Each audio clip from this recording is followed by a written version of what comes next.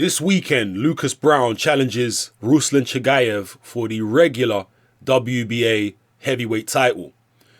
When this fight was first being talked about, before it was even signed, my initial feeling was that Ruslan Chagaev would just outbox Lucas Browne. Chagaev has fought at a much higher level than Lucas Browne as a professional. He's obviously been in there with people like Vladimir Klitschko, Alexander Povetkin, and he acquitted himself pretty damn well against Povetkin. And he also had a very extensive amateur background. And I just felt that he was much better schooled than Lucas Browne, despite the fact that Chagaev is a short guy. He's only around 5'10", 5'11".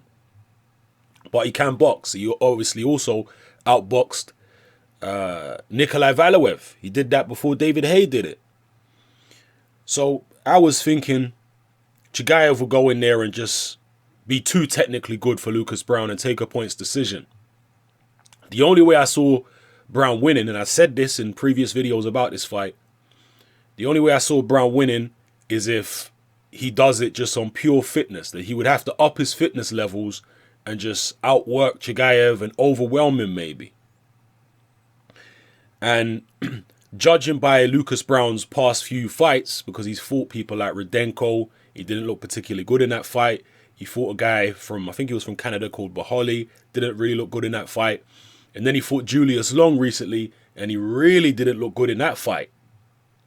So to me, it was seeming more and more likely that Chagaev is just going to go in there and outbox Lucas Browne. But I've seen footage and pictures of Lucas Browne in training camp for this Chagaev fight on Saturday, and he looks in fantastic condition, fantastic shape. Seeing the type of shape that he's in, I'm starting now to actually lean a bit more towards Lucas Browne. Now, technically, I'm sure he's not going to be any better than he has been in his past few fights. But given the fact that he's so much bigger than Chagaev, given the fact that he is fresher, I think they're probably around the same age. They're both around 35, 36, I believe. But Browne hasn't been professional very long compared to Chagaev. So you have to figure he's the fresher guy. And the kind of shape that he's in, you know, Chagaev, one thing about Chagaev, even though he's good technically, he's usually in quite poor condition. Yeah, he can go the rounds, but he's not exactly doing it at a fantastic pace.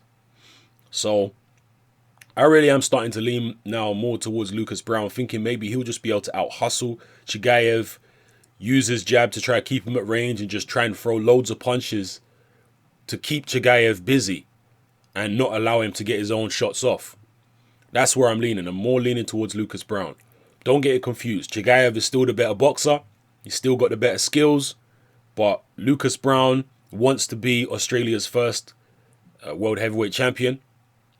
He's extremely motivated. He's training with several people now, including Nigel Benn. He's got himself in fantastic condition. He's a lot taller than Chagaev, longer reach.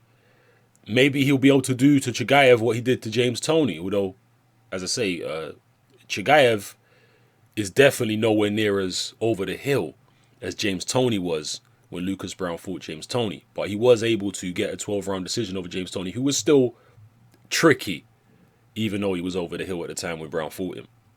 So maybe he'll be able to do a similar job on Chagaev. I'm not expecting it to be as easy as that fight was, or as straightforward as that fight was, but he might be able to. Now, obviously, we know that Browne is a tremendous puncher. So I'm sure if he caught Chagaev with one of them big shots, he'd be able to hurt him. But Chagaev, as I say, has been in there with the likes of Povetkin. He's been in there with Klitschko. He's been in there with very, very big guys, both as amateur and pro. So he knows how to survive. He knows how to get his chin tucked down and avoid taking the heavy shots. And we saw recently, as I mentioned a few minutes ago, Lucas Browne struggling with Andre Rudenko. Rudenko, not quite as short as Chagaev, but a similar type of height. And he was just able to keep his chin down and his forehead forward.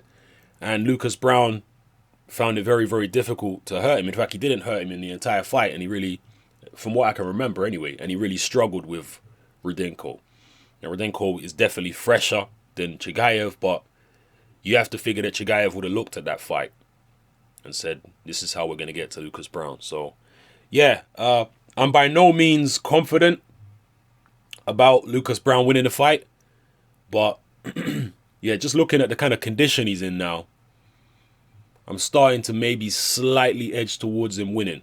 Maybe winning the fight on points. Just out hustling Chagaev. But then again, Chagaev is fighting on home soil. So will Lucas Browne get a decision? Seems unlikely. Seems unlikely he'll get a decision. Maybe he'll have to just go all out and try and knock Chagaev out. It's a tough one. It's a tough one. Now that I've thought about the fact that it's Chagaev's home turf, I'm starting to maybe rethink this fight again. I was going for Chagaev. Then I saw the shape Browne was in and I was thinking, no, Browne might be able to take this. But no, I just thought, no, it's in Chagaev's backyard. They ain't going to give Browne a decision.